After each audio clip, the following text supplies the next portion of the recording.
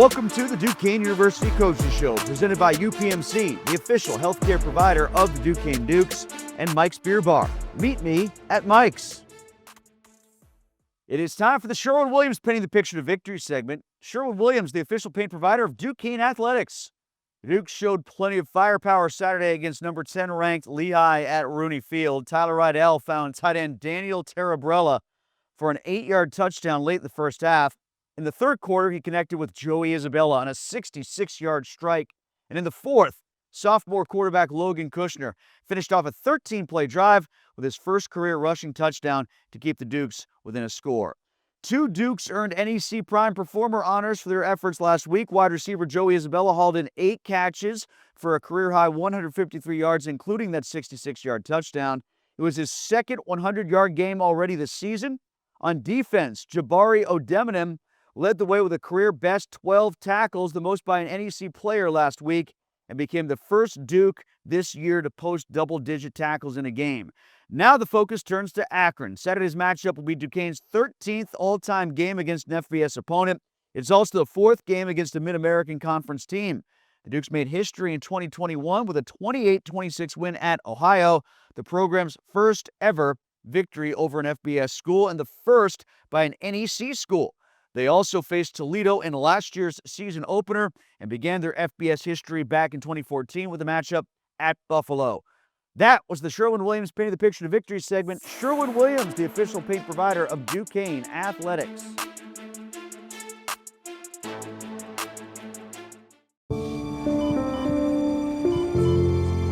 The reason we do this is to change the lives of patients for the better. Pancreatic cancer has a reputation for being a tough cancer to deal with.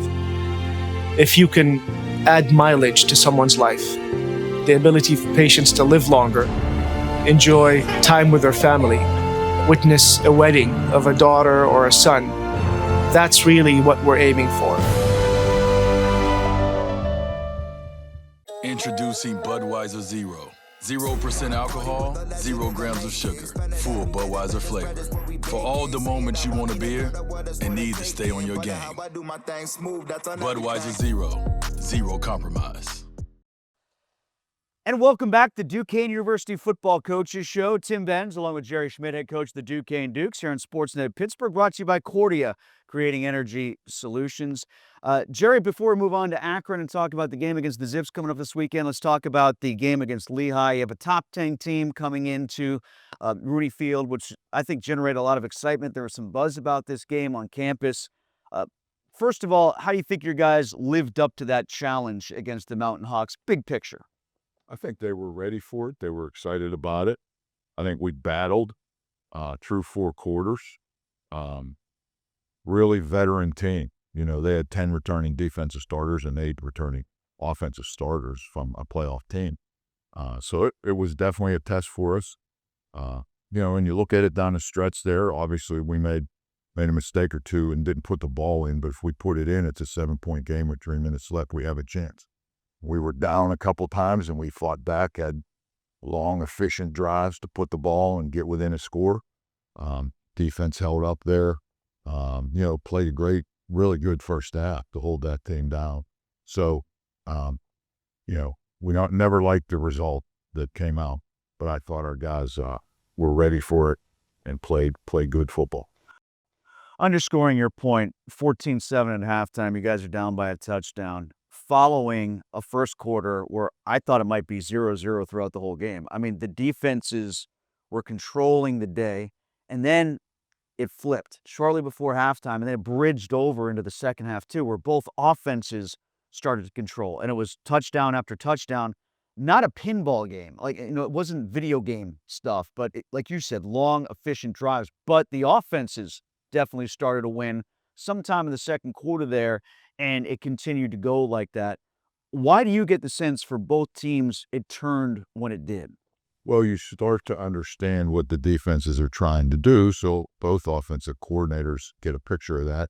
Now, you know, they always have the ability to make some changes, and the defense has to adjust to it on the sideline.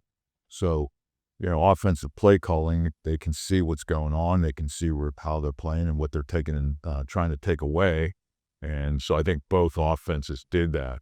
and we're able to, like we said, be efficient in churning out first downs and keeping the defense on the field. Defense gets worn down, trying to defend, and so that's what I think it was. One thing we saw in this game, perhaps more than we saw in the first two games, was the ability for Tyler Rydell to get out of the pocket and use his legs and run and pick up yards when necessary against the Mountain Hawks. He, especially against Pitt, extended plays, moved around in the pocket, kept plays alive, but it looks like when you need him to, he can move and get yards that way too. Yeah, he got down the field, and I knew he could run. We joke about it during the week because we have some plays that we put Kushner in the young guy, and as you saw for the touchdown, and he and I joke about it. And so after that long run he made to the far sideline, I said, "You can run, old man." I said, I knew that. So it's good to see him do that. It's a heads-up play, too. It's an experience play for him to understand what the coverage is when they're dropping 8 and they're trying to get underneath the deep routes. He understands that more so than a younger guy, that he's got some space to move. Well, I wanted to ask you about that, and since you brought it up, I'll go there because it's not a joke. It happened. Like, he was running a lot on that drive, and then you put Kushner in to run in for the touchdown. What is it that you like about Logan in that red zone look specifically? Well, he's quick. He's a really good athlete. And yes, you can keep Tyler in there, and we probably will in certain situations. It just was game planned in practice for Logan. And so, we were going with what our game plan, what we thought we had. It was a great call by the offensive coordinator and his run game coordinator. They schemed it up, and we got what we wanted, and Logan was able to get in the end zone. The run game itself, aside from Tyler scrambling, we knew coming in how good Lehigh had been against the run. I think they were, both their first two games, opponents were averaging 2.2 yards per carry. Sacred Hearts maybe doesn't have the rush attack that it used to when it was in the NEC with you guys, but that's their game. Richmond was a playoff team last year and a ranked team, and yet they still averaged under 2.5 yards per carry against Lehigh. So you knew what you were going up against there. Taj Butts went out in this game. Can you talk to us about what happened there and how Sean Solomon handled the increased playing time with Taj going down? Yeah, it was unfortunate that Taj just tweaked something, and the trainers felt it was more important for him to not be at risk potentially. He could have got it out. We all agreed. We're going to always protect the student athlete and their health. And we had John S. being able to be the next States, being able to be the next guy, and we knew Sean can carry the load. And they did have a stingy run defense. I thought, though, in the second half, we opened it up a little bit. We were able to get downhill. Sean did an excellent job getting what I said last week, tough yards. I saw Sacred Heart get tough yards, and then Sean extended a couple of those runs. So, you look at it, you'd love to have had Taj, for the rest of the game, but those two guys stepped up for it. Will Taj be available for Akron, do you think? I believe it will be. Okay. One thing I liked about, you talked about opening it up. I thought you guys did a nice job adjusting midway through the second quarter and into the second half when it was a real back and forth defensive fest. You guys found ways to get the ball into Joey Isabella's hands in various ways aside from looking down the field. You had jet sweeps. You handed it off to him. You got him in motion. What goes into that? Was that part of the thinking going in, or was that on the fly from Coach Doria? No, that's always part of the thinking. With a guy like that, you always have your plays. You try to get the ball in his hands. Of course, defenses are going to try to take him away. So when you see how they're taking him away, to try to utilize some of your diverse scheme to be able to, hey, now we're going to get it to him this way. And some of those things were set up and planned. The long pass was a great call. And had been practiced, and so it was a great execution by Tyler and just a super play by Joey. And you have to give credit to the line because that's a play, when you make the double move, you have to have protection. And so you give credit to the line and the back for picking up any blitzes to give them time to make that play. How much did you like the fact in that one sequence, and Joey did have a great game, he had 8 catches, 153 yards and the touchdown. he dropped one, and then Tyler went right back to him again, and he hit a big one down the sideline. Might not have been netting as much as the first one would have, but it was still a big play for you. Yeah, there's no doubt. I mean, Joe is the ultimate team player and has been here for a number of years, and he's the ultimate play the next play guy. He's not going to let that last one affect it. And if anybody can learn off Joe, that's one thing. Like, he's going to go make the next play. In his mind, he's making the next play. And it's football and it's sports and things happen at times, but you can't let it affect yourself. So both those guys, they just went on for the next play and, made a great play. Talked about the injury at running back. He suffered in-game some attrition at linebacker. Tyson Miguez went out with apparently like a lower leg injury of some extent. You lost a linebacker, Morris, on the targeting call. Dom Fusca, I think, was in and out a little bit with an injury. We knew the linebackers, many of them were new this year, but you liked them from Jump Street. You told us to like them from Jump Street because they were going to make our eyes pop. And I thought they really did flash in those first two games. How do you think the depth of the linebacking core handled being tested in that game against Lehigh? The defense, I'm proud of them. They battled, they fought, gave up some things and to a tough team and a really efficient team, an experienced team. Those running backs are really good. Well, you go into a game like that and you have Epps out already. Yeah, that makes all the calls a veteran in the back end. Tyson was having an outstanding football game. He goes out. A couple plays later then, Avery goes out. So you're stressing now, and you've got new guys in there, young guys in there, and Jabari stepped up, had an outstanding football game. It stressed us. And, in a way, when you look at it now and you play the next game, it gives those guys experience. They're put in pressure situations. They've got to respond, and we're able to coach off of that. And we should be better as a team overall for that. But, that game in that second half, we really could have used those guys to maybe get an extra stop or two. Is it your hope that Miguez can come back at some point this year? It is definitely our hope. Okay. Hopefully maybe for conference, potentially. That's always the hope. All right. You brought up Jabari. He's going to be our guest after the commercial break. What has he meant to your team since coming here from University of Maine? I've talked everybody's asked about those guys, and as teammates in the locker room, as young men, they are outstanding young men. Polite, dialed into being as good as they can be. They help teammates all the time, and extremely talented on the field and are getting really comfortable in Coach Jacobs' system. He coaches that position specifically, does a great job coordinating defense, and, his office is across from mine. Those two guys are in his office more than just the normal meetings, and they're studying the opponents, they're studying the system, they're watching film with him.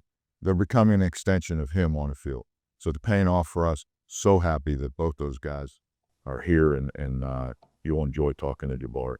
What can you tell us about Akron so far that you know? They like to go down the field. They've got some talented receivers and a really good quarterback, and Coach Moorhead always likes to put up points no matter where he's been as an offensive coordinator. So we're going to have to try to keep them contained. And their defensive front is quick, and they move a lot. So we'll have to handle that, work on it through the week, and be ready to go. Yeah, I noticed it looked like their offense started to find itself in that most recent game that they had last time out, because they got shut out the first two games. It looks like they found something in game 3. Yeah, they've had a tough opening schedule here. Wyoming, Nebraska to start. Yeah, there's no doubt. So they're going to be ready to go and looking to play well on Saturday. All right, best of luck up there, Jerry. Thank you. Thank you. All right, Jerry Schmitt, head coach of the Duquesne Dukes. And as mentioned, Jabari Odoemenem is going to join us after the commercial break. And again, Jerry's brought to us by Cordia, creating energy solutions, here on the Coaches Show on SportsNet Pittsburgh, brought to you by UPMC and Mike's Beer Bar on the North Shore. Hey, Mom, how do you choose a checking account? Hey, Mom, what happens if I don't pay my minimums? Why do they call it interest when everyone's uninterested in paying it? What do you mean being hungry doesn't qualify for using my emergency fund?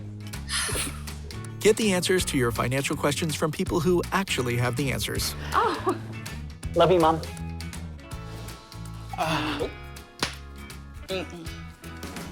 Clearview. Clearly different. Science doesn't happen in a silo. more and more we need to have expertise from lots of different fields. And so that's one of the amazing things here at Hillman. Everyone here is committed to doing research that is going to ultimately help patients' lives. So bringing together lots of different smart minds that have a common mission is really the way that we're going to move forward. At Duquesne, it's our joy to help you discover what you're good at and why that's good for the world. We want you to become a problem solver who thinks bigger, who is driven by compassion and empathy. Together, we will work towards achieving your goals and a greater sense of purpose. We're ready with an education that's everything you need and more than you imagined. It's time for bigger goals. Duquesne University. And welcome back to the Duquesne University Football Coaches Show. Pleased to be joined by linebacker Jabari Odoemenem. He's brought to us by Summit Academy and the Academy Schools, inspiring hope through education and treatment. Also brought to you by Mike's Beer Bar and UPMC, the UPMC Health Plan, the official healthcare provider of Duquesne Athletics. Jabari, thanks a lot for taking time to join us. Thank you for having me. You transferred from the University of Maine. I spent a lot of time in Maine. My family had a home in Bar Harbor for years. I never got as far up as Orono. I heard it's beautiful, but it's remote. It's quiet up there. What was Orono like? What was going to school in Maine like? I'm from Virginia, so I'm a city boy. So going to school in Maine, it was just different. You know what I mean? The people there, the environment, it's really cold up there. But other than that, it was pretty cool. Right? It was pretty cool. Is Duquesne more of what you're used to, being in a city environment, an urban campus? Is that sort of more like, is it more to your liking? Yes, sir. Yes, sir. From where I live in Virginia, I'm about like 20 to 30 minutes outside from DC. Okay. So coming to Duquesne, we're kind of like, we're kind of like home. So, yeah. Aside from the campus fit, football-wise, what fit for you when you decided to transfer here? Just really just the coaches, and then just some of the players I got to be around when I came in on my visit. It just felt very like the school I was at, some of the brotherhood. So just being able to feel that again was kind of the reason why I became. And I imagine they had some graduation, injury, transfer issues at linebacker that opened up a lot of spots for playing time. Was that appealing to you as well? Just being ready to play. That's just how I saw it. When time came, when my opportunity presented myself, I was ready. With the transition at linebacker, and there were good linebackers that were here last year. A lot of folks are wondering about how that position would be, and all training camp and throughout the preseason, going up to the pick game, through the pick game, I kept hearing these linebackers that were brought in are legit, and they're not going to let play suffer at all. In fact, they might even raise it some. What does it mean to you to have heard that from your coaches a lot throughout the summer and in the early portion of the season? We try not to really focus on that. Our coach Mickey, he tells us, just attack every day. Let you get better every day and want to know every day. So we don't really too much pay attention to the politics, social media. You just come to work every day ready to prove something to the whole world. What have you found to be the positives so far of your defense in the first 3 games, and where would you most like to see it improve moving forward toward Akron? I would say the strengths of our defense is, our front seven. We have a really good front seven. I trust my guys up front, very experienced guys, Dunn, Ak, Kev, Ish. Those are great guys. And I wouldn't say our defense wouldn't have any weaknesses right now. I feel like we're pretty strong all around. We just got a lot of, just little errors that we can control that we need to fix. So going into Akron, I feel like we're going to be more polished than last game, and we're going to show. Looking at Akron, that's a team that had offensive struggles for sure in the first 2 weeks. They played some good competition, especially Nebraska. It seemed like that offense found its rhythm, though, a bit against UAB. Do you feel like you're finding a team that's beginning to crest on the other side of the ball and be a challenge to the MAC for sure this week? We just got to come ready to play and ready to fight, be prepared for everything. So, Akron is a really good team. They got good players, and we got good players too. So we will see on Saturday. Having been exposed to an FBS team once already when you played Pitt, how much does that help you going up to Akron this week? Playing Pitt, those guys were really talented. I felt like we matched up pretty well throughout the whole game. And then, now that we're playing Akron, I feel like we're going to be very well prepared and ready for anything that they throw at us. You knew going into the Lehigh game that it was going to be a challenge. There's going to be a challenge in the front seven because of how much they like to run the football, how proficient they are at it. They use 3 different running backs that all seem to have slightly different skill sets, but are also interchangeable within their offense. How do you think you handled that, number one, and how challenging was it in game to go through some of the attrition that you had in the front seven due to injury and when Avery had to leave due to the ejection? Just to start off, again, I think my front seven did a wonderful job at, taking on double teams, just doing their job, allowing other linebackers like me, Tyson, Avery, to come make plays. Like we adjusted pretty well. We have young guys who just have to step up. Linebackers like Quan and guys like Don. Those guys very talented, very very playmakers. So now it's just time for them to step up. So you guys have your conference schedule coming up in the near future. You got one more game against New Haven before you get there, following the game against Akron. How girded, how stressed do you think you are in the sense that you've been tested in advance of the NEC? Do you feel like you've had a good test in the pre-conference to get to where you need to go in the NEC schedule? Yes, sir. I feel like, starting off playing with Pitt, playing 2 FBS teams before we get the conference play really good, and playing the number 10 team, in FCS. I feel like mentally we were challenged, but we prevailed. We didn't bend or fold. We stood our toes, and then going into conference play, I feel really confident in our team, offense, defense, and special teams. So when we're talking about the flow of that Lehigh game, it was interesting because we're calling the game and it's nothing after the first quarter, and it's a punt fest, and the defense is winning the day, and then it turned like midway through the second quarter, and then it bridged into the third quarter, the second half, where the offenses started to win some. Can you feel that on the field as a player, too, that maybe the offenses on both sides of the ball as the game is going along are figuring out the defenses, and what's going through your head is what the counterpunch is going to be to that? Definitely, they have coaches, too, the same way we have coaches, making adjustments. So, at times the momentum was changing, going from our way to their way. We're looking forward to Akron this week and being perfect. All right, well, Jabari, appreciate it. Thanks a lot for taking the time to join us, and best of luck against Akron, all right? So much. All right, Jabari Odoemenem, linebacker for the Duquesne Dukes. When we come back, we'll have plenty more for you in advance of the game against Akron. Again, Jabari brought to us by Summit Academy and the Academy Schools. And you're watching the Duquesne University Football Coaches Show, brought to us by UPMC Health Plan, the official healthcare provider of Duquesne Athletics, and Mike's Beer Bar on the North Shore. Meet me at Mike's. As Western Pennsylvania's largest regional public accounting firm with local ownership and management, Schneider Downs gives you the global ideas your company needs right here at home. Schneider Downs. Big thinking, personal focus. For all your sports watching needs and great food, meet me at Mike's. Mike's Beer Bar was voted best sports bar in Pittsburgh. 300 local beers, 80 local taps, over 500 beers, and steak on a stone. Mike's Beer Bar, next to PNC Park, Federal Street, North Shore. Science doesn't happen in a silo. More and more, we need to have expertise from lots of different fields. And so that's one of the amazing things here at Hillman. Everyone here is committed to doing research that is going to ultimately help patients' lives. So bringing together lots of different smart minds that have a common mission is really the way that we're going to move forward. It's time to look behind the numbers, courtesy of the accounting and consulting firm Schneider Downs. Find out how big thinking with a personal focus can help your organization. Through 3 weeks, wide receiver Joey Isabella has been one of the most productive players in the entire FCS. The graduate wideout, a first-team all-conference pick last season, is leading the NEC in nearly every receiving category. He's caught 22 passes for 319 yards and 3 touchdowns, averaging more than 100 yards per game. That pace has him ranked top 10 nationally in receptions per game, receiving yards, and receiving touchdowns. The Dukes' efficiency has also carried over to critical situations.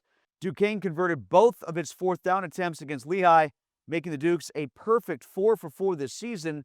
That builds off of last year when they led the entire FCS at 90%, converting 18 of 20 4th down tries. Quarterback Tyler Rydell has been another key piece. The graduate signal caller has thrown a touchdown pass in every game so far, with 8 total, a mark that ranks 6th nationally. His passing efficiency also sits 8th in the FCS. That was a look behind the numbers, courtesy of the accounting and consulting firm Schneider Downs. Find out how big thinking with a personal focus can help your organization. On Saturday, September 20th, the Duquesne Dukes travel to Akron, Ohio to take on the Zips. Kickoff is at 6 p.m. The game will be streamed on ESPN Plus with radio coverage on Fox Sports Pittsburgh. For more game day information, visit GoDuquesne.com.